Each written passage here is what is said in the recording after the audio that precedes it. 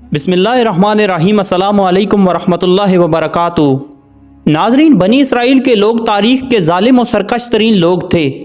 اس چیز کا اندازہ اس بات سے لگایا جا سکتا ہے کہ بنی اسرائیل کی طرف اللہ تعالیٰ نے نسل در نسل انبیاء مبعوث فرمائے۔ جو قوموں کو ہدایت کی راہ دکھاتے، جو قومیں انبیاء علیہ السلام کی بات مانتی وہ تو بچ جاتی، اور جو قومیں انکار کر دیتی اللہ تعالیٰ ان پر عذاب نازل فرماتا اور آنے والوں کے لیے نشان عبرت بنا دیتا۔ آج کی اس ویڈیو میں ہم قوم عاد کی بات کریں گے۔ عاد قدیم عربوں کی قوم تھی۔ اس قوم کی طرف حضرت ہود علیہ السلام کو نبی بنا کر بھیجا گیا۔ عاد قوم حضرت نوح علیہ السلام کی چوتھی پشت سے تھے اور ان کے نام پر اس قوم کو پکارا جاتا ہے۔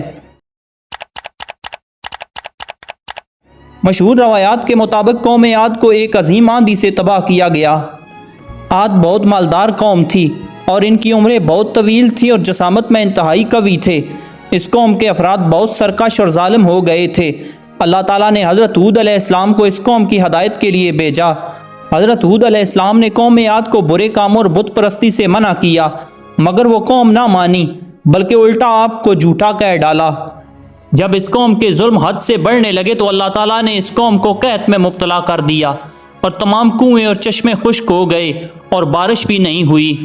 اس موقع پر حضرت ہود علیہ السلام نے قوم سے کہا کہ وہ اللہ تعالیٰ پر ایمان لے آئیں تو یقیناً اللہ تعالیٰ معاف کرنے والا ہے، لیکن ان لوگوں نے اس بار بھی بات ماننے سے انکار کر دیا، بلکہ پیغمبر خدا کا مذاق بھی اڑایا اور کہنے لگے اگر واقعی آپ سچ کہہ رہے ہیں تو عذاب نازل کرا دیجئے۔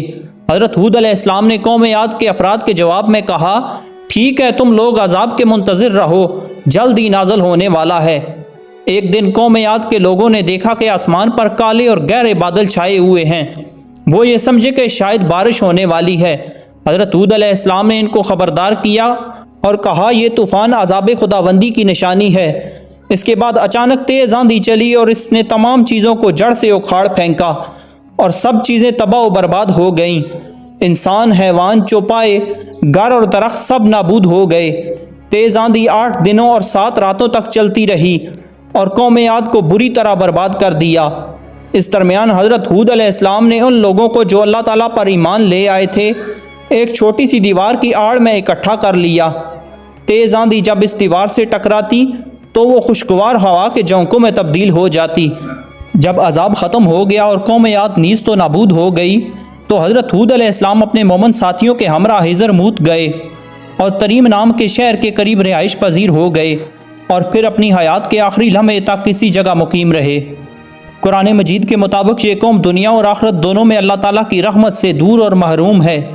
جدید تحقیق کے مطابق یہ قوم 3000 سال قبل حضرت عیسیٰ علیہ السلام سے لے کر پہلی صدی عیسوی تک موجود تھی۔ ایک اور مقام پر اللہ تعالیٰ نے قرآن کریم میں اس قوم کا ذکر اس طرح کیا، کیا آپ نے نہیں دیکھا کہ آپ کے رب نے عاد کے ساتھ کیسا کیا، جو ارم تھے بڑے بڑے ستونوں والے تھے، جن کا مثل ملکوں میں پیدا نہیں کیا گیا۔ ناظرین، اگر آپ کو ہماری یہ ویڈیو پسند آئی ہو تو ویڈیو کو لائک اور چینل کو سبسکرائب ضرور سے کر دینا۔ اپنا بہت سارا خیال رکھیے گا، ساتھ ہمارے اس چینل کا بھی۔ اللہ حافظ۔